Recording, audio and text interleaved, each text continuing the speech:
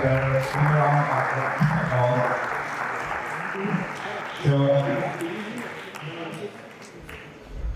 Welcome sir, जोरदार तालियां हो गए आप सभी की। हम एक ऐसी शख्सियत को बुलाएंगे जिनके बारे में हमें इंट्रोडक्शन देने की जरूरत नहीं है, हर कोई जानता है कि no introduction.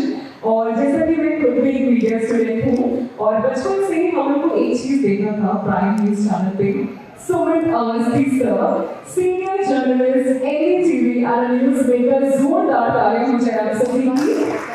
Yes, he's welcome. He's the most renowned face in the news industry. और हर किसी ने देखा है प्राइम न्यूज चैनल में सीधी बात जी न्यूज से सफर शुरू हुआ था और आज आप एनडीटीवी में हैं। तो आपको ये एस्पिरेशन कब से आया कि हाँ मुझे तो न्यूज एंकर बनना है? So what was your journey? Thank you Nupur, thank you IIT Kanpur, thanks Kanpur. आप लोगों ने मुझे मौका दिया, एक बार फिर कानपुर बुलाया। कानपुर के साथ तो एक बहुत सी खट्टी मीठी यादें हैं, पूरी कोर्स ऑफ डिस्कशन हम उस पर बात करते रहेंगे। कमिंग टू द पॉइंट, आपने पूछा कि क्यों मैं इस फील्ड में आया, क्योंकि मुझे कुछ और करना आता नहीं इसलिए मैं इस फील्ड में आया, एज सिंपल एज दैट। मैं फादर इज जर्नलिस्ट, तो घर में बचपन से वही माहौल था। अमूमन हम लोगों के घर में एक न्यूज़पेपर आता है, दो न्यूज़पेपर आते हैं, हिंदी, इंग्लिश है, हिंदी बदल दिन का। मेरे घर में 16, 17, 18 न्यूज़पेपर आते हैं। तो हमारा घर दो बेडरूम का घर था, उसमें अखबार 18 आते थे। आप समझ सकते हैं कि जो सुबह से पापा को अखबार पढ़ते देखते थे और कटिंग काटते देखते थे, मैं और मेरे सिस्टर ने वही सीखा। तो कोई फॉर्मल ट्रेनिंग नहीं हुई, पर अब ऐसी father was working with all India radio, मुझे रिटायर्ड हुए। तो पापा जो आकाशवाणी पे समाचार आते हैं वो प्रोसेस करते थे, उसके इंग्लिश करते थे। तो कई बार ऐसे मौके होते थे, वो जमाना सोशल मीडिया का था नहीं, यूट्यूब का था नहीं, टीवी का था नहीं, रेडियो का जमाना था। तो कई बार ऐसे मौके आते थे उनको कि पापा कहीं बाहर गए और मुझे और मेरी बहन मुझसे 3 साल छोटी है, ये काम देके जाते थे कि मैं जा रहा हूँ, आकाशवाणी में हर घंटे समाचार आते हैं। अगर आप आकाशवाणी के श्रोता है, लिसनर है, तो आज हर टॉप ऑफ के आप में आकाशवाणी के एक चैनल, तो बहुत से चैनल हो गए, तो एक ही चैनल था। टॉप ऑफ के आप में कहीं 5 मिनट का बुलेटिन, कभी 10 मिनट का बुलेटिन, कभी स्पोर्ट्स बुलेटिन, कभी बिजनेस बुलेटिन, कभी किसानों के लिए बुलेटिन, पर टॉप ऑफ के आप हमेशा बुलेटिन था। तो पापा जितनी देर घर से बाहर है उतनी देर के लिए मेरा मेरी बहन का ये काम था कि जो सरकारी हमारे घर में रेडियो था जिसमें टेप रिकॉर्डर नहीं था, हम न्यूज़ सुन के लिखते थे और पापा को बताते थे। तो हमारा असाइनमेंट टास्क दिए जाते थे और पहले तो लिख भी पाते थे, बहुत तेजी से होता था, राइटिंग नहीं आती थी, स्पीड नहीं थी। तो हम दोनों भाई बहन का काम बना कि एक खबर तो लिखना, एक खबर मैं लिखूंगा, इस लाइक दिस। तो हम ऐसे उसको कंपाइल करते थे। तो that's how the training started. कभी भी पापा ने नहीं सोचा था कि मैं इस फील्ड में आऊँगा। And to cut the long story short, उससे पहले जो यहाँ पर गेस्ट थे उन्होंने बड़ी अच्छी बात कही कि आप फेल होना सीखो तो आप सक्सेसफुल हो जाओ। जो भी आदमी फेल होने के बाद टूटता नहीं है, संभला रहता है, वो कभी भी अनसक्सेसफुल हो ही नहीं सकता। वो जज्बा होना चाहिए कि एक बार हो गया, फिर खड़े होंगे, फिर लड़ेंगे, फिर दूसरी बार हो गया, फिर खड़े होंगे, फिर लड़ेंगे। मैं इसलिए बता रहा हूँ, मैं 2 बार जो इंडिया का बेस्ट जर्नलिज्म इंस्टीट्यूट है, Indian institute of mass communication, वहाँ मैं 2 बार रिजेक्ट हुआ और फिर मैं आईआईटी से कर नहीं पाया जर्नलिज्म, मैंने भारतीय विद्या भवन से। जब मैं जॉब में आया तो मेरा वॉइस ओवर रिजेक्ट हो गया कि आपकी आवाज़ में बहुत नेचर है। जी न्यूज़ की बात है, मेरी पहली नौकरी टीवी में जी न्यूज़ में थी, 96, 97 की बात कर रहा हूँ। तो मुझे ये कहते हुए कहा गया कि आपकी आवाज़ में बहुत नेचर वॉइस है, तो आप वॉइस ओवर्स नहीं कर सकते हैं। जब मैं वॉइस ओवर नहीं कर सकता हूँ तो मैं एंकरिंग तो कर ही नहीं सकता था। तो मैंने जीवन में कभी ख्वाब नहीं देखा था कि मैं एंकर बनूंगा। इनफैक्ट मैं बनना भी नहीं चाहता था, क्योंकि उस जमाने में ये बड़ा पेंटेड था कि जो एंकर होते हैं उनको तो कुछ आते ही नहीं है, तो सिर्फ लिखा हुआ पढ़ देते हैं। लिखता तो कोई और है, पढ़ता तो कोई और पढ़ देता है। तो उस सिग्मा से, उस टैग से मैं बचना चाहता था कि मुझे कुछ नहीं आता। तो मुझे जब कहा गया पहली बार कि आपका इंटरव्यू की प्रैक्टिस करनी है, ऑडिशन देना है, तो मैं कम से कम 3-4 महीने अवॉइड किए। मैं उसके सामने नहीं पढ़ता था जो मेरे पीछे पड़ी हुई थी। निधि मैम, निधि कुलकर्णी जो आज से टाइम में इंटरव्यू में सीनियर है, तब हम लोग जी में एक साथ थे। तो मैंने अवॉइड किया, मुझे नहीं जाना नहीं जाना नहीं जाना, लेकिन टच वुड कह लो या डेस्टिनी कह लो या किस्मत कह लो, एक दिन फंसा, ऐसा फंसा कि पहला बुलेटिन जो मैं एंकर किया, मैं इसलिए बता रहा हूँ बच्चों को, खासकर जो पीछे बच्चे बैठे हुए हैं, कि रिजेक्शन से लड़ना नहीं चाहिए। जब मैंने फर्स्ट बुलेटिन किया तब लाइव नहीं होता था, हम लोग डिफर्ड लाइव होते हैं। मतलब अगर 2 बजे का बुलेटिन है तो वो 1:30 बजे रोल कर लेते थे, 1:30 से 2 के बीच में, थोड़ा टेक प्ले हो, ताकि अपलिंकिंग की दिक्कत, उस जमाने में सैटेलाइट में प्रॉब्लम होती थी, तो अपलिंकिंग में कोई दिक्कत ना हो। तो मैं 1:30 बजे का बुलेटिन करने बैठा, पहला बुलेटिन। 4 महीने की प्रैक्टिस के बाद, ऑडिशन के बाद 4 महीने की प्रैक्टिस हुई, कपड़े बने, कपड़े सिले, मेकअप हुआ, ये सब चीज़ों के उस तमाम टेंट्रम देखने के बाद, देखने के बाद मैं डे 1 पे एंकरिंग करने बैठा हूँ 1:30 बजे, जो जिसका टेक निकल जाना था 2 बजे के लिए, चल रहा था, ऑन एयर जाना था, वो बुलेटिन 1:30 बजे शुरू हुआ, पौने 3 बजे तक खत्म ही नहीं हुआ। बुलेटिन 2 से 2:30 का था, तो 2 से 2:30 के बीच में कोई पुराना टेक निकाल के पुराना बुलेटिन पुराना शो भी चलाया। तो मतलब जब मैं उठा वहाँ से पीसीआर से, तो ऐसे जैसे आपके ऊपर वो बॉक्स बना हुआ है, वहाँ पर हमारे स्टूडेंट लड़के बैठते थे, उन्होंने कहा मैं ये चीज़ बोला मुझसे, दोबारा इस कमरे में बताना, तुम्हारे लिए नहीं है, गो एंड रिपोर्टिंग करो बाहर। तब मुझे लगा कि नहीं यार, ये तो करना, रिजेक्शन नहीं चाहिए, मैं करूँगा फिर मैं मना करूँगा, मुझे नहीं। तो दैट्स हाउ इट स्टार्टेड, होता है। और बदकिस्मती देखिए, जिस चीज़ से मैं भागता था कि मैं एंकर में बनना चाहता हूँ, आज पब्लिक मुझे एंकर के नाम पे ज़्यादा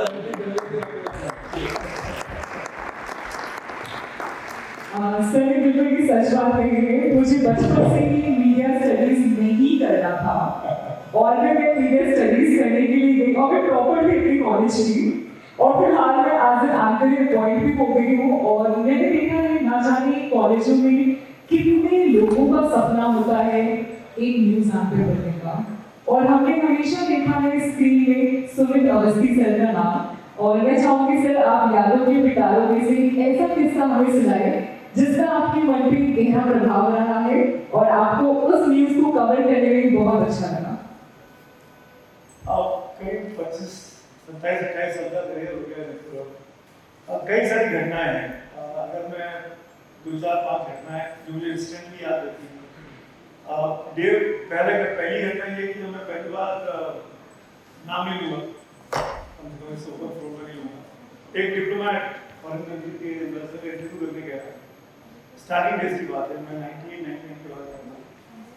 निकलते वक्त अच्छा इंटरव्यू था, निकलते वक्त उन्होंने मुझे कैंपस दिया। मैं देखा आके बैठा, उस वक्त मानसून भी नहीं हुआ करती थी, अब कैमरा मैन मेरे साथ थे, तो उन्होंने कहा खोल के देखो क्या, तो खोल के देखा तो कैश था, लिटरली कैश।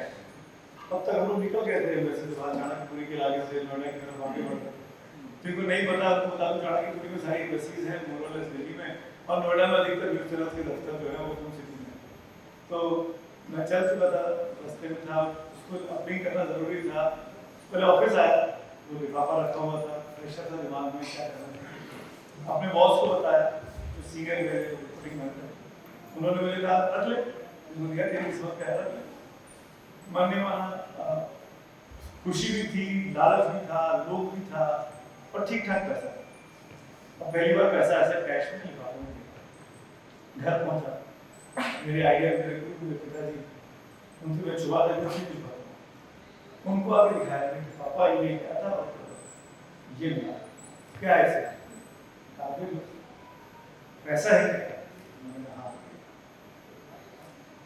दिखाना मत, उठाओ, जिससे लेके आया उसको लेके आओ। इस टाइम पे तो बोले कि क्यों लिया उसको? मैंने कुछ नहीं कहा उसको, इंटरव्यू किया, इंटरव्यू कर्सी में जैसे आदमी थैंक यू बोलता है, ग्रीटिंग देता है, उसको मुझे लेटर दे दिया। तो नहीं, कुछ तो उसका पर्पस होगा जो तुमको समझ में नहीं आया, बट डू यू अंडरस्टैंड? तो ये उसको वापस करना जरूरी है। उनका मैं वापस कैसे करूँगा? तो वापस जाओ, उसके पास टाइम लो, मिलो, उसको वापस कर दो, थैंक्स बोलो। मैं नेक्स्ट डे एम्बेसी के फोन किया, तो एम्बेसडर साहब बाहर थे, दिल्ली में नहीं थे, आगे टाइम नहीं मिलेगा, अपना काम हो चुका है। मैंने पापा को फोन करके बताया कि तो नहीं मिल जाता, तो 2 घंटे 3 घंटे इंतजार करो फिर फोन करो। ऐसे करते करते वो शाम आ गई दिन की से। तो मैंने फिर पापा से पूछा, तो उन्होंने कहा कि ये काम करो, वैसे ही जाओ और रिसेप्शन पे छोड़ो, गेट पे आपको थैंक्स नोट लिखो उसके अंदर, तो उसके बाद बोलो कि ये आपकी चीज़ है, आप गलती से मेरे पास आ गई थी, मैंने वही किया। एम्बेसीज होती है, बड़े बड़े गेट होते हैं, अंदर जाने नहीं देते बगैर परमिशन के, बगैर पासेस के, तो रिसेप्शन पे मैंने छोड़ दिया, गार्ड साहब को दे दिया। उस जमाने में स्मार्टफोन भी नहीं थे, फोटो खींच लो, प्रूफ ले लो, उनको दे दिया। और मेरे साथ वही कैमरामैन, वही ड्राइवर थे, मेरे प्रूफ के तौर पर वो आदमी थे कि उन्होंने वापस कर दिया। तो दैट्स हाउ इट इज। क्योंकि आपको लालच लोग आता है, एक करेक्ट आदमी होना चाहिए आपकी लाइफ में जो आपको गाइड कर सके, निकलने का रास्ता बता सके। ये घटना है एक IC814 का जब हाईजैक हुआ, तब मैं जी न्यूज़ में था, बिल्कुल बिगिनर रिपोर्टर था मैं। मुझे बाई चांस की बात है, हाईजैक के दिन शाम को जब नेपाल से प्लेन को लखनऊ की बजाय कन्हार लेके चले गए, मैं एयरपोर्ट पे मुझे इंटरव्यू लगाया गया। एक प्लेन रात को जा रहा था इंडियन एयरलाइंस का, जो लोग वहाँ फंस गए थे बुलाने के लिए।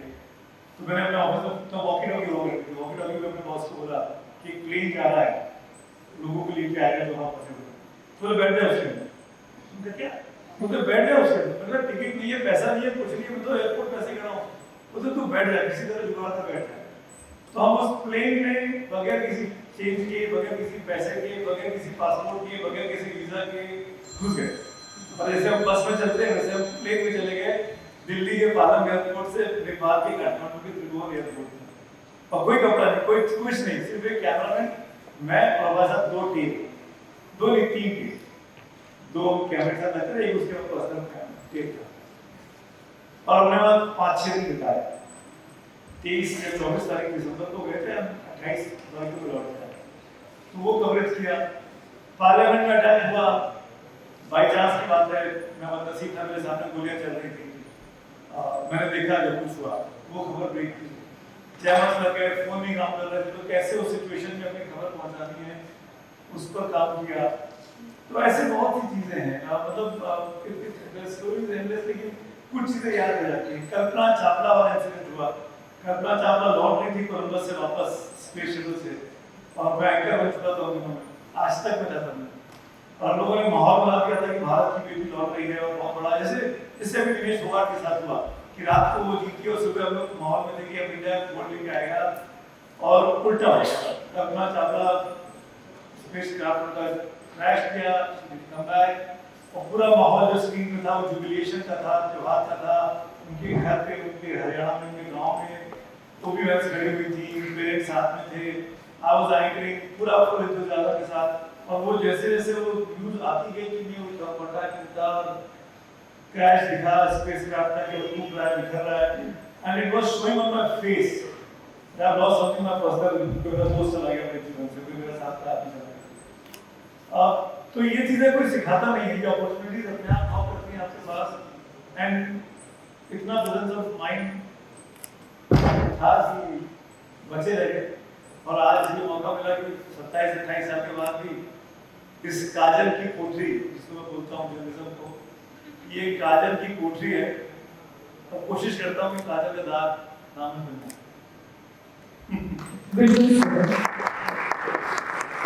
और मैंने एक चीज नोटिस की है, मीडिया स्टडीज में रहने के बाद कभी कभी हमें क्रिटिसिज्म भी मिलते हैं।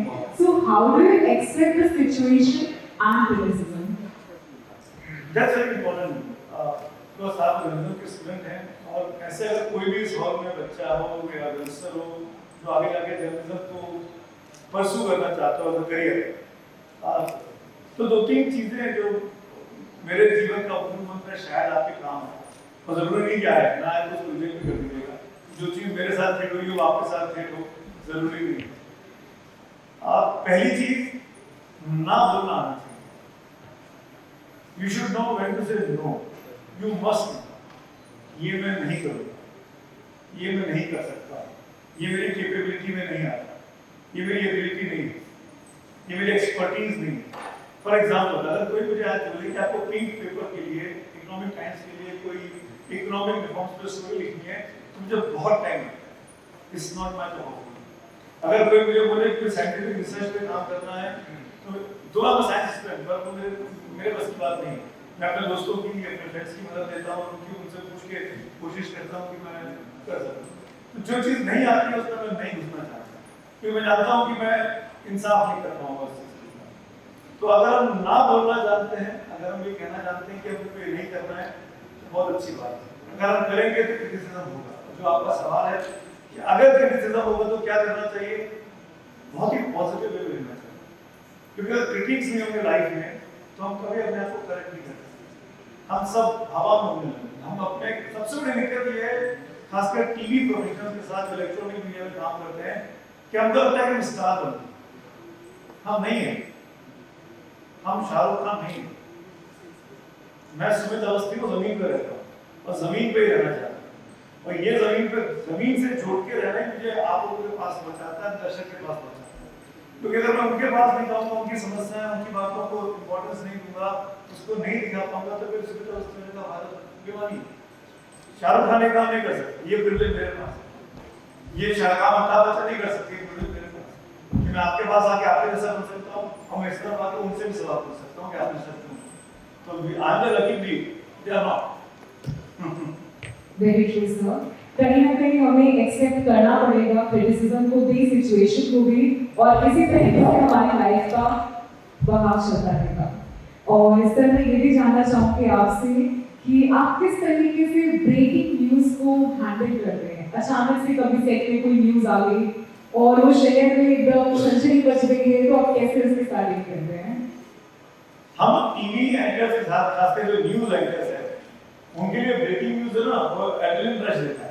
इनफैक्ट अगर मैं 3 दिन से सोया हो, थका हूं पूरी तरीके से, अचानक कोई बहुत बड़ी खबर आ जाए तो मैं अगले 3 दिन में नहीं सोऊंगा।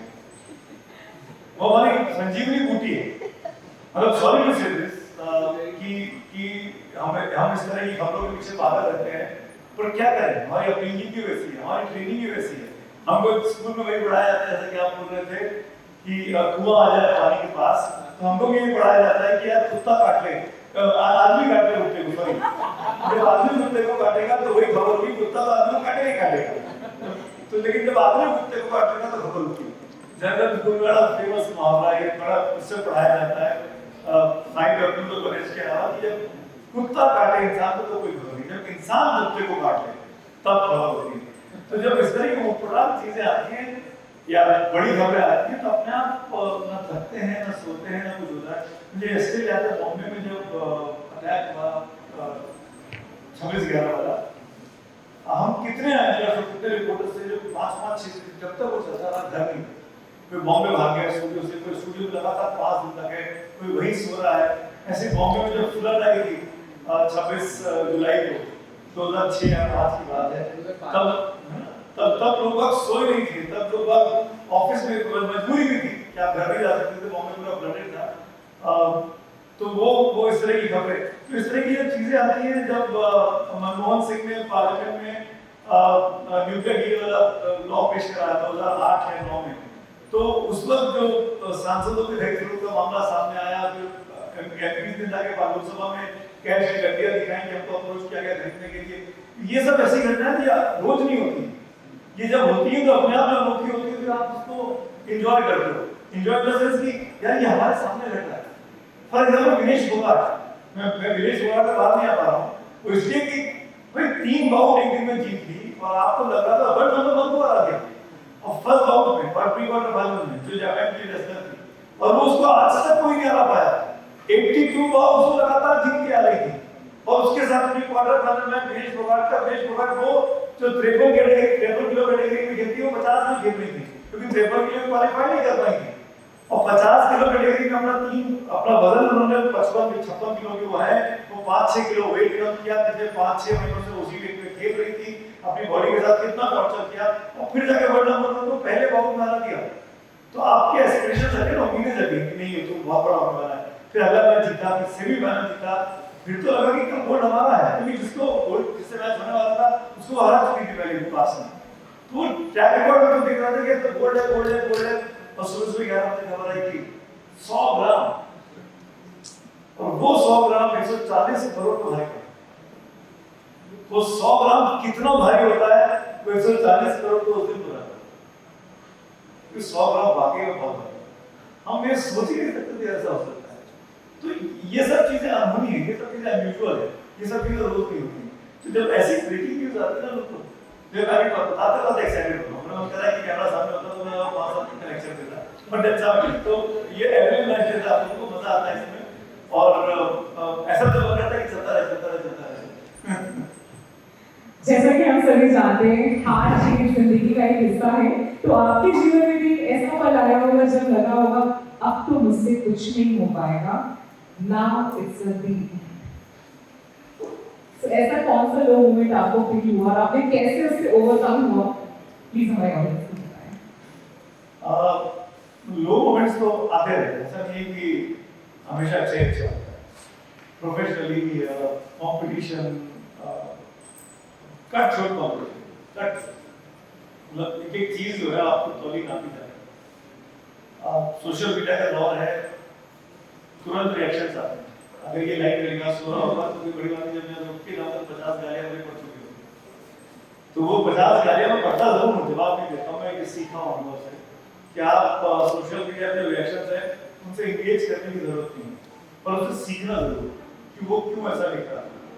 हर एक का अपना पर्पस होता है, किसी का एजेंडा होता है, किसी का पर्पस होता है। कोई वाकई में आपका बहुत बड़ा फैन होता है और उसको बुरा लगता है आपकी किसी बात से, तो यू लर्न फ्रॉम दैट। तो लो मोमेंट के नाम पर ऑन एयर गलती हो जाना, जो ऐसा है अगर आप लाइव वीडियो में हैं और आपसे कोई सिली मिस्टेक जो आप ओवर कॉन्फिडेंस के तो उससे बचने की जरूरत है। मुझे ऐसा कोई घटना याद नहीं आ रही कि ये इसलिए मुझे याद आ रहा है क्योंकि उसके बाद नहीं ना सॉरी ऑन एयर नहीं हुआ था, ये ऑफ एयर था। मेरे एक सीनियर के साथ मेरा आर्गुमेंट हो गया और ऑन एयर किसी वजह से जो मुझे लगा कि मैंने बिल्कुल ठीक किया है और मेरे सीनियर को लगा कि आपको वो नहीं बोलना चाहिए था। आर्गुमेंट हुआ और आर्गुमेंट होने में मैंने अपने सीनियर के साथ थोड़े से अपशब्द हुए, पहले उन्होंने बोले फिर मैंने रिटेलिएट किया। फिर उस वक्त हो गया और फिर बातचीत बंद हो गई और अच्छे से हम लोग बड़े ठीक थे। और फिर कुछ महीनों तक मैं इस गेट में रहा कि मैं कैसे सॉरी बोलूं। जब मुझे पता था मैं सॉरी बोलूंगा तो तुरंत बात खत्म हो जाएगी, पर सॉरी बोलने की हिम्मत नहीं आ रही क्योंकि मन में मेरे कहा था कि शुरुआत उन्होंने की, उन्होंने मुझे सबके सामने ऐसा बोला। तो फिर मुझे लगा कि यार मतलब कई बार तो लाइफ में आपको गाइड की जरूरत होती है कि किसी टॉपिक पे आपको कुछ करना है एंड मुझे बार-बार लगता है कि यार आज मुझे बात कर रहा था तो मुझसे पूछ सकता है। तो शायद मुझे उस चीज ने सिखाया कि यार जबरदस्ती का अहंकार नहीं होना, फॉल्स ईगो इज नॉट, और जब गलती है तो गलती मान लेनी चाहिए। और प्लस हमारे सीनियर थे, उन्होंने 4-5 साल बड़े थे। तो मैं बैठे फोन किया, उनके घर गया, नाराज है बहुत, घर नहीं आऊंगा, उन्होंने घर के बाहर आ जाइए, घर के बाहर खड़ा हो जाता है। क्या उनकी वाइफ ने डूइंग क्या मिले सॉरी हुआ नाउ वी आर बैक। और वो आज भी मन में वो खटास है कि वो शाम को नहीं होना चाहिए था जो हुआ। तो ऐसा लगता है तो आप मतलब सीखा यही कि अपनी गलती मान लेनी चाहिए। और कई बार ऐसा भी होता है कि जब गलती ना भी ना हो तो भी सॉरी बोलते हैं। बहुत से काम आसान होता है, बहुत काम आसान होता है। आप जितना सरल जितना सिंपल रहेंगे लाइफ में उतना ऊपर है, और जितना चीजों को कॉम्प्लिकेट करेंगे, जितना चीजों में गांठें बांधेंगे वो खोलते ही रहेंगे। सच्चे रहिए, ईमानदार रहिए, ईमान कुछ नहीं लगता जैसे आप हैं और सब आसान। बिल्कुल सही बात है सर। कभी कभी हमें भी माफी मांग लेना चाहिए। और देखा जा रहा है हमारे देश में मीडिया रेवोल्यूशन हो रहा है, न्यू ट्रेंड ऑफ मीडिया आ रहा है, तो आप इस पर क्या कहना चाहते हैं? क्योंकि आईआईटी है, आईआईटी कानपुर है, और मैं आप लोगों को थैंक यू बोलता हूँ, खासकर ऑल टेक्स को, टेक्नोक्रेट्स को। अच्छा मैं थोड़ी मैं डाइवर्स कर रहा हूँ। मेरे प्रोफेशन के ऊपर खाता हुआ मैं रोज नए लोगों से मिलता हूँ।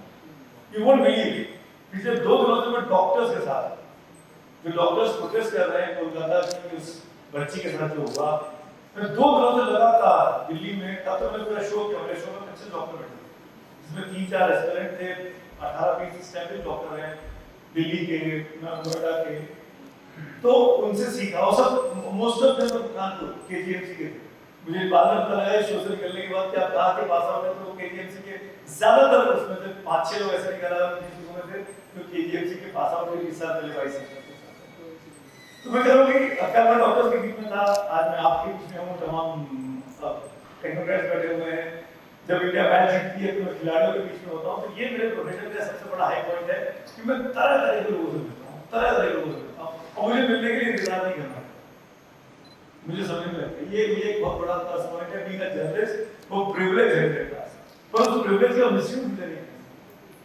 ये नहीं करना है कि मैं आयुष्मान खुराना से मिल रहा हूँ तो कल आयुष्मान खुराना अपनी फिल्म में यार थोड़ा काम है, वो नहीं होता। मतलब I will give you an example कि आप अगर डॉक्टर के साथ हैं तो डॉक्टर के साथ डॉक्टर की वजह से है कि उनकी एक्सपर्टीज है कि उनको एक प्लेटफॉर्म चाहिए, आप उस प्लेटफॉर्म के जरिए आप की बात पहुंचा सकते हैं।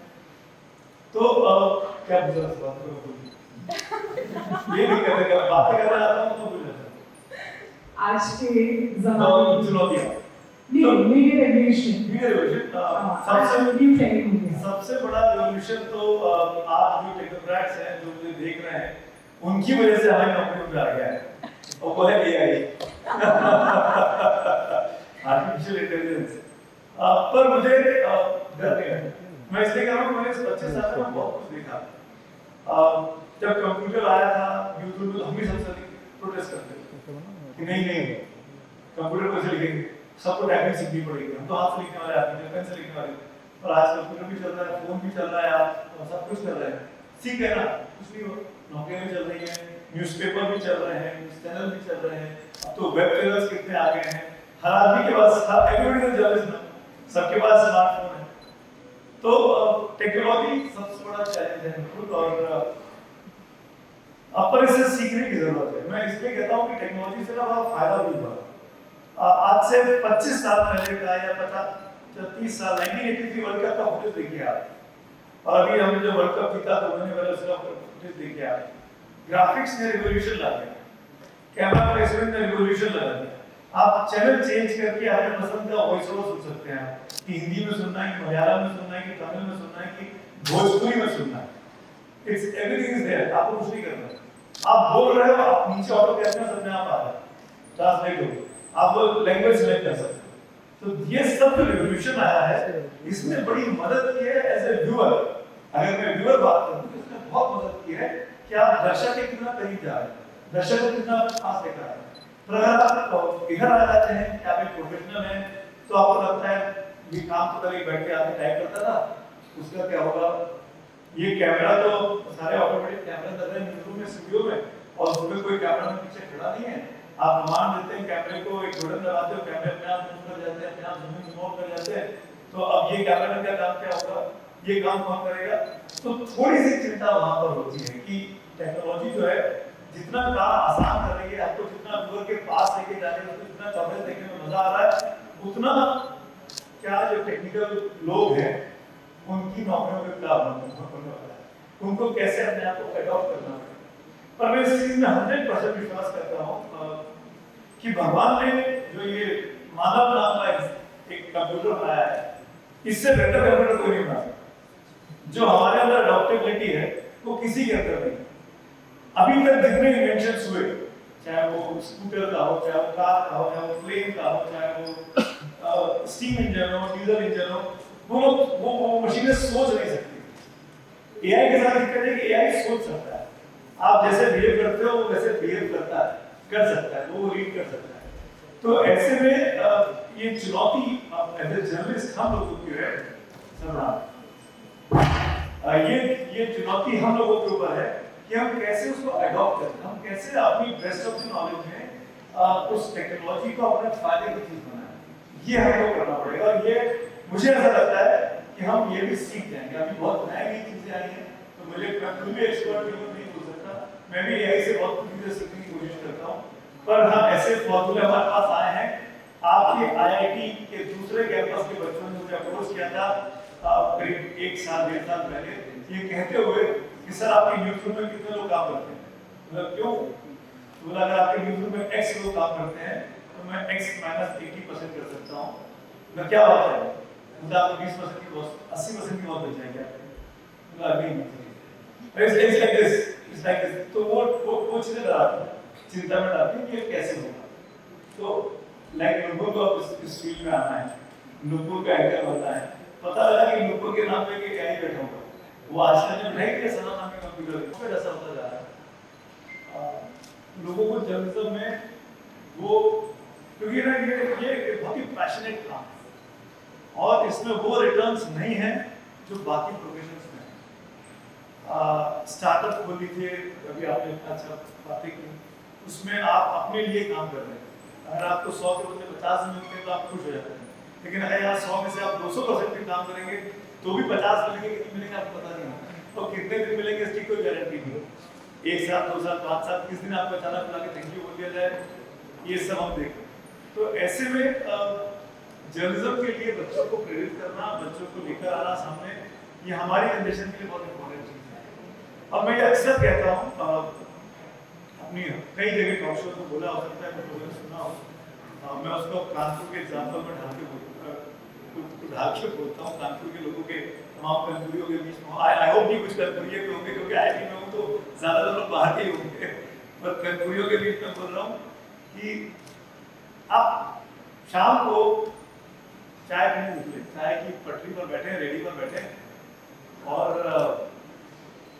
किसी ने कहा कि बाइडेन जीतना चाहिए, किसी ने कहा कि ट्रम्प जीत जाएंगे, बहस चल रही कानपुर की पान की दुकान पर, और अचानक से उस 5-6 लोगों के बीच में एक शख्स आते हैं, कोई नुपुर का मेल वर्जन समझ लीजिए आप, जो गुटखा खाए हुए हैं, उन कानपुर के हैं, गुटखा धुलते हैं, और फिर वो कहते हैं ना स्मित अवस्थी बोल रहा था कि बाइडेन जीतेंगे। उन्होंने ये देखिए, उसमें आप अपने मन की बात बोल रहे हैं 5 आदमी, छठे आदमी ने सुमित अवस्थी को जिम्मेदारी डाली कि सुमित अवस्थी को मैं देखता हूँ, वो कहते हैं कि हैरिस जीत रही है या बाइडेन जीत रही है। तो अब एज ए जर्नलिस्ट ये मेरी जवाबदेही है, जो मुझ पे आदमी जिसको मैं जानता नहीं, जो मुझे घर बैठ के देखता है, उसको मैं ठीक तरीके से दिखाऊँ, उसको मैं राइट पर्सपेक्टिव दूँ, ताकि जब वो 4 लोगों के बीच में नाम बोले तो उसकी नाक ना कटे, तब ऐसा ना हो कि अगले दिन जब अपनी बात को साबित करने के लिए तर्क दे, वो कुतर्क ना लगे, वो बेतर्क ना लगे और उसकी बात गलत साबित हो। तो as a journalist, as a media professional, मुझे ऐसा लगता है कि हमारी ये सबसे बड़ी जिम्मेदारी है कि हम चीजों को राइट पर्सपेक्टिव में ठीक तरीके से ऑब्जेक्टिवली रखें, सो दैट जो लोग हमको देख रहे हैं उनके साथ हम ईमानदार हैं।